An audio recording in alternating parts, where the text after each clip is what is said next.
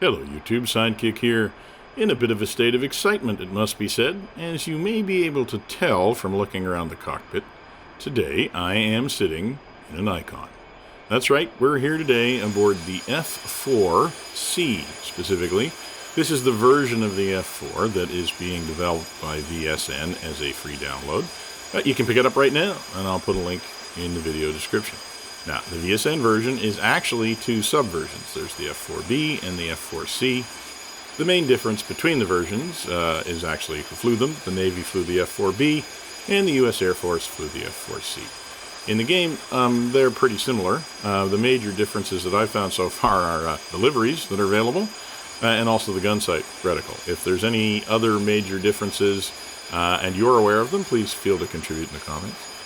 I'm actually going to focus on the C model, pretty much because of the reticle. I find the reticle much easier to use for air-to-ground work, and so I'm going to do most of my flying in the C model. Now, the VSN version of the Phantom should not be confused with the planned F-4E that is being developed by Heatblur, and which, of course, has the DCS community salivating into their suppers, myself included. Now, there is so very, very much to talk about the Phantom, or rather the Phantom 2 to give its appropriate name, that, it's actually one of the most produced and flown aircraft of all time, with a service history of over 60 years, and that actually continues to this day. So I'm going to leave the exploration of that history until the release of the F-4E. For now, let's just take a bit of a quicker look at the F-4B, and in particular, as I said, the F-4C. Now, as I said, these were the first two models of the F-4C service, and they both saw extensive action in the early days of the Vietnam War. The F-4 started out life as a fleet defense interceptor designed for the Navy by McDonnell Aerospace. The Department of Defense, keen at the time to try and standardize aircraft across the services, basically imposed the F-4 on the Air Force as an air interceptor and an air superiority fighter. The F-4 was actually a definite design departure, really, for both services. I mean, until then, the Navy had typically focused on light, kind of quick, maneuverable aircraft like the A-4 and the F-8 Crusader, and the Air Force had been focused on speed, but speed through elegant designs like the F-102 and the 104 and the 106. The F-4 was not light. The F-4 was not quick. Neither was it elegant. It was, however, fast. It was big, it was ugly, and it was also very, very fast. The F-4 design has actually been referred to in some places as a triumph of afterburner over aerodynamics.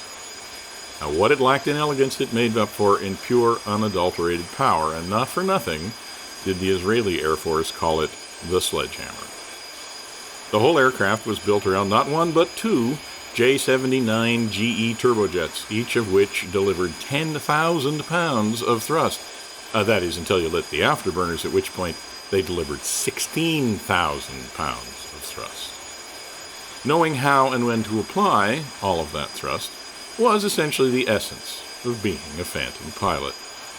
As well as having two engines, the aircraft actually had two crew, which was a departure from the standard at the time. The extra crewman, often known as the GIB, or the guy in back, was there because the other major system that was new to the F-4 was a really truly functional airborne radar, which was really the first of its kind.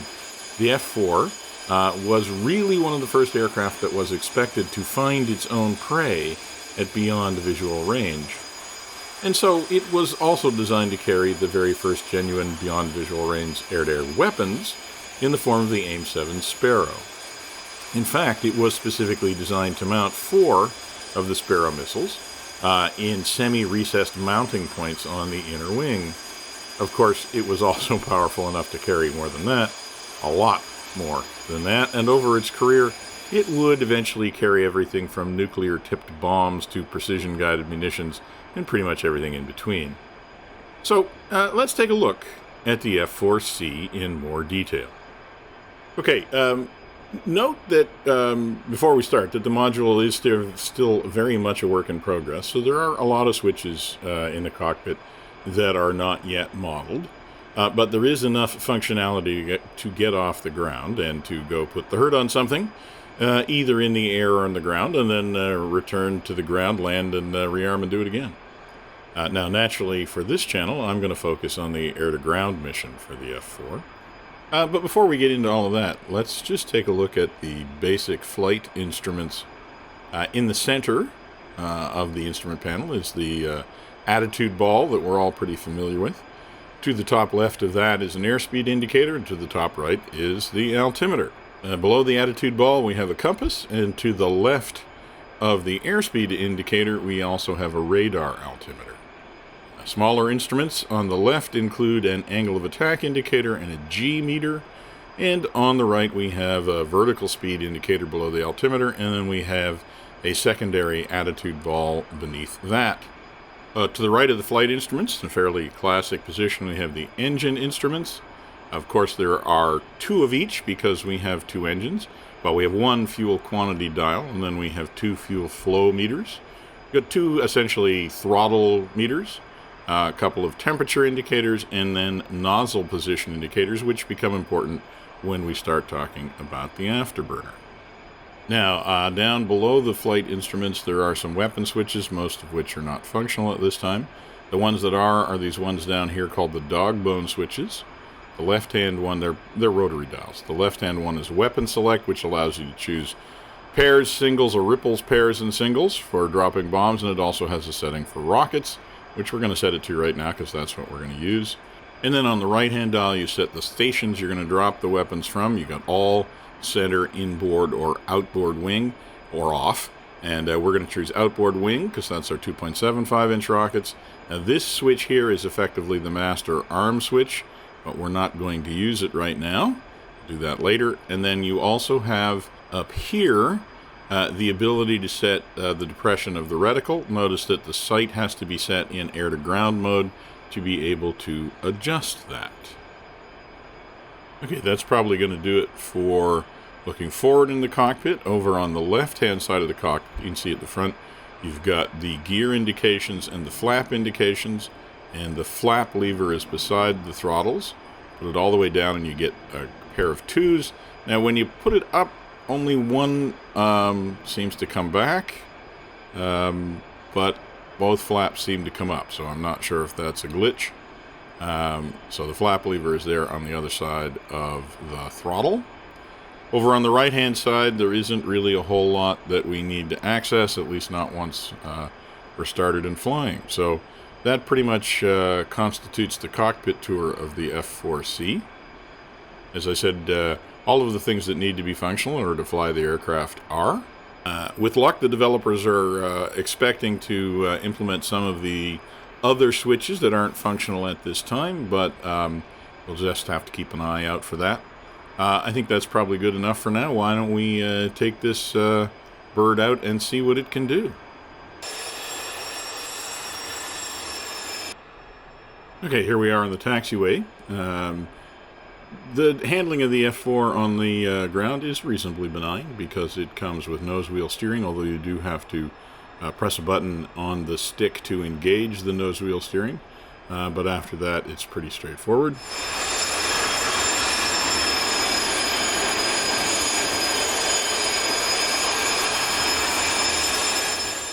And the takeoff procedure is pretty simple. I'm going to give myself one notch of flap.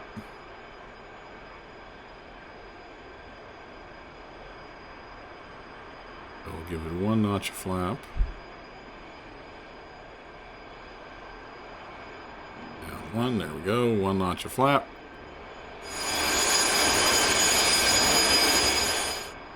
And I am going to apply the brakes, spool it up to about 90% power, at which point the brakes will start to lose anyways. I'll let go of the brakes.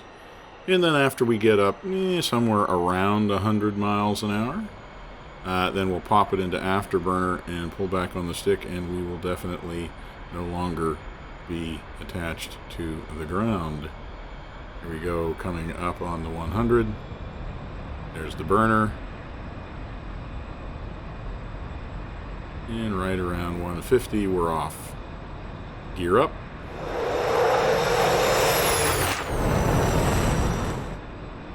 and flaps up. And flatten it out a little bit and gain some speed. And we're going to keep the burner on until we get to about 300 knots, and then I'm going to take it out of burner, and I'm just going to leave it in mill power, let it accelerate a little bit, say to about 400 knots, and then I'm going to take it up and see exactly how high we can climb, or how fast we can climb in just mill power. So coming up on 400 knots now. So let's pull it back and let's just try and keep it at 400 knots. And it turns out you can get a pretty fair rate of climb in only mill power. Those J79s are pretty powerful even without the massive afterburner. We're climbing at something like more than 6,000 feet per minute here, and still holding 400 knots. In fact, we might even be accelerating a little. And this is just full mill power, no afterburner. Just turn to the left here in a climbing turn. So in terms of ringing out the flight model, I really am not an expert in the F-4, don't know what one should fly like, so I can't really tell you how realistic it is. I can tell you it does have some interesting idiosyncrasies, and they're idiosyncrasies that make sense, at least, based on what I know or have heard about the F-4. And it's also interesting to take a look at the airspeed indicator. It has a very particular set of gradations on it, and it's set in a very particular way. By that I mean it has a big yellow line at 250, which is the maximum speed for flaps and gear. And then between 300 and 400 knots, it is very finely graduated, and that part of the airspeed indicator points to the bottom of the dial. And then it's much more coarsely graduated above 400 knots. So it seems to be implying to me that the most important operational range, or the place where you really need to be worried about your airspeed, is between 300 and 400 knots. And that does seem to be the way the aircraft actually performs. So that's kind of interesting, and maybe that is a positive thing about the flight model. So I'm just going to show you what I mean here. We're just going to flatten out. We're still in mill power. I'm actually pulled back now almost to cruise mill power, the bottom of the green zone, about 90% power. Just go flat, but then I'm going to do a very tight turn. So we're at about 390 knots when I pull into this turn, and you can see almost immediately we get some buffeting. The aircraft is clearly giving some indications that this is not its comfort zone. And that's, above 300 knots, but pulling, fairly stiff G's. Which is, and we dropped the speed very quickly, almost down to 300 knots. So, this is typical of a high drag, high wing loading aircraft. So probably not surprising. And you'll also find that once you get slow, you can push it into afterburner. And it will kind of hold its own, but it won't really gain a whole lot back when you're pulling a lot of G's. So I think this is indicative of, essentially what I've heard about the F4, and now you see the buffeting is getting, pretty serious, and that's just really an accelerated stall we're in. But you can also see really hard time even in afterburner maintaining our speed when we're pulling any number of G's. So I guess what I was saying was that, the motto among F4 pilots that I'd always heard of was that speed was in fact life, and I think that is very true of this aircraft. It does have great acceleration with the afterburner, but not if you let it get too slow and if you are maneuvering heavily. So if you're going to get into an air-to-air situation with another aircraft, you want to be going fast before you start doing that, and then you want to pour on the power pretty quickly if you want to keep the speed up. So here our speed is much higher, up over 400 knots, and you can see we're actually holding the speed quite a bit better, and there's still buffeting, but it does not feel anywhere like as dangerous as it was even 100 knots slower. So, there is definitely some behavior, and then you can see now I've actually managed to get all the way into the accelerated stall because we got down to 300 knots. So there is no question that you do not want to go out and try and turn with anything in the F4. You definitely want to get going fast. You want to stay going fast. And again, that's, I think, fairly good news for the flight model, because that certainly is the reputation that the F4 had in real life, and it means you have to pay attention to how you're flying the jet. This is not a simple flight model where you basically get the same behavior over an entire range. Now, whether or not it's tuned exactly right to the actual aircraft, I can't tell you, but I can tell you that flying the F4, you do have to be aware of where you are in its flight envelope, a lot like you have to in the Mirage F1, which I also enjoy flying. So I think that's good news for the F4 flight model. It means it's not going to be easy to fly, but it also means that it pays, spending some time with the aircraft and learning how to fly it the way it needs to be flown, which is, I think, at least for me, that's what I like about DCS, is learning to fly the different aircraft in the ways they need to be flown. Okay, let's just try a little bit more aggressive handling here. Just pull straight up, go over and pull over into a split S. And you can see we even get a little bit of shaking. It definitely tells you if you're pulling that stick too hard. Certainly handled the split S no problem. Let's try a little bit more of a, not quite so dramatic, but still fairly aggressive chandelle here. As you can see, you can get the nose pretty high at full mil power before you start to bleed off any particular speed. So attitude does not bleed off speed nearly as quickly as G's do in the F4, which again kind of matches the reputation that it had, which is that it would go up fast, but it would not go around corners fast at all, which I would say my little back of the envelope test here pretty much confirms that behavior. So I think that's a good sign. So that's probably enough messing around. I'm just going to lose some altitude here and head out to the range, and we'll just do some quick runs with the rockets, and then maybe drop some bombs, just to show that we can actually deliver ordnance with the model in its current state. Okay, so I think the last thing, or the one thing that we need to do now before we get out to the range, we do need to finish fencing in. So I'm going to set the sight to 22 mils depression. You'll have to take my word for it that that is the value that's working for the 2.75-inch rockets. For me, I'm going to turn our master arm switch on and start looking for our lineup on the main target on the range. It's just off to the right there. So we're going to kind of do an S turn in here. Turn in, put it off our left wing, and then we'll do a reasonably shallow dive at the target from here.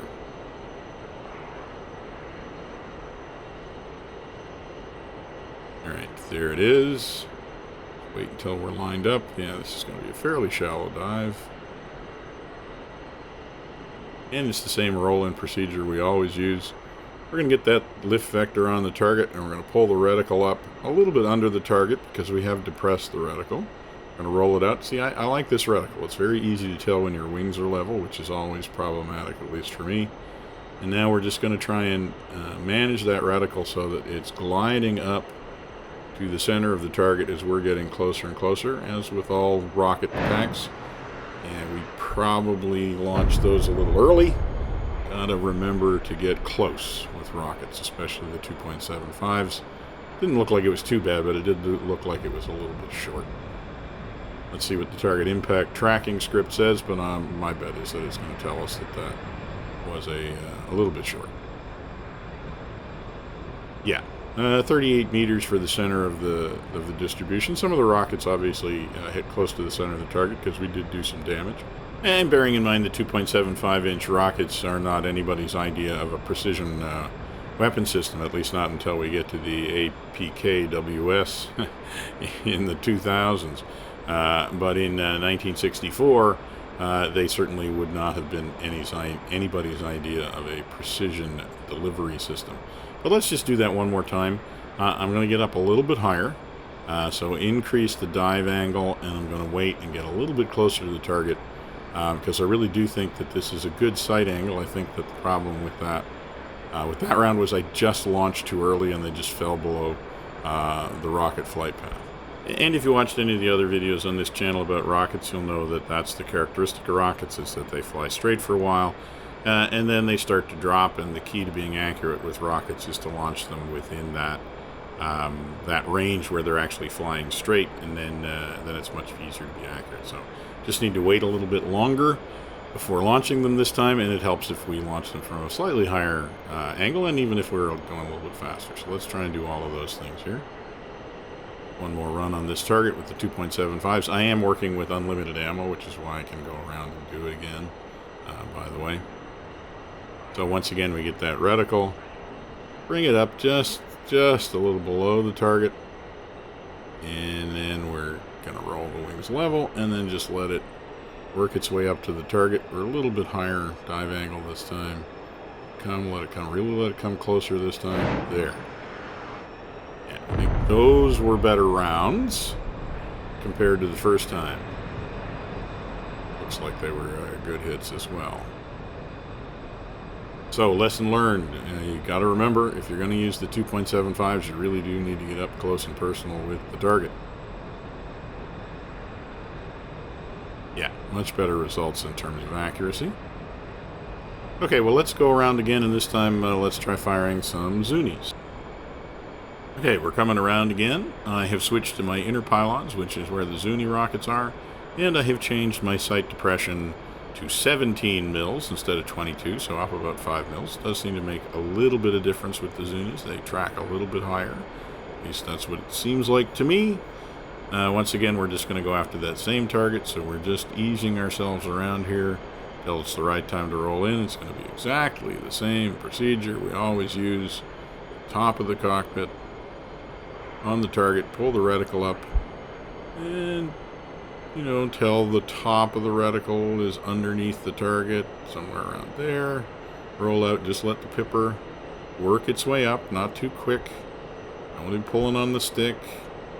I keep straight with the rudder, wings level, and there. And that looked like a pretty good shot.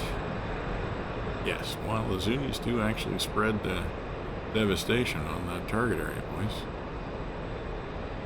Alright, let's see what the target impact tracking script by Draken has to say. Not bad. We could probably get better than that if we really worked at it. But you can see a pretty fair result with the Zuni. So let's do one more run this time, and we'll actually drop the bombs. So we will ripple them all off, and we'll use the center pylon. The one thing we have to do is change the reticle to about 40 mils. That's what I've been finding. I've been getting some decent results with 40 mils. Now, you got to remember that the F-4E that was used to do a lot more ground attacking than the C model came with some kind of computer bombing set. I don't know exactly how it worked. I suspect it was very similar to the one in the A4E, but that's not implemented in this version, and it's not implemented in this module. So we are doing strictly iron bombing here. And with no assistance from the site at all. So I'm probably going to do a separate video, a separate bombing tutorial for the F-4C. There's enough that you need to work on to make it work, that it's worth doing a separate video on that. For now, let's just aim at a fairly large target, and we'll see if we can hit it. We'll also admit, we're not going to drop these bombs from any great altitude, probably between 2,000 and 2,500 feet. Which is probably a lot lower than we would want to, especially if we are in some place like Vietnam, but at least we'll prove to you that you can actually deliver bombs on target with the F-4C. So, same procedure. We're going for the big building inside the fence there. We're just going to get the pipper to come up to it. And then we're just going to wait to get close enough, around 2,000 feet there. And see how we did. I think I see flames back there. Let's see what the target impact tracking script has to say.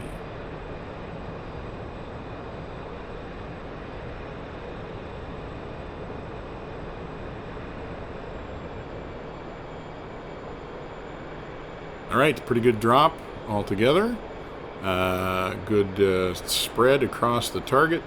And as I said, dropping at around 2,000 feet, a little bit more.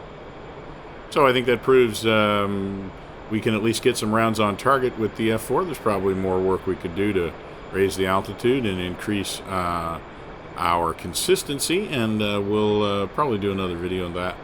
Let me know if you'd like to see a video about bombing in the F-4. And for now, let's just take a high-speed run past the target area, take a look at what we have wrought, because there really isn't any point in going out in the F4 if you don't really open her up at least once. And you can certainly see that she gets moving at a fair rate of knots when she's encouraged with that afterburner. And there is the range area there. So, I hope you've enjoyed that video about the F-4C. Looking forward to making a few more videos about that. Also looking forward to seeing how the F-4E looks when it comes out. For now, as always, if you are enjoying these videos, please subscribe to the channel and like the videos. But for now, this is going to be Sidekick, signing off.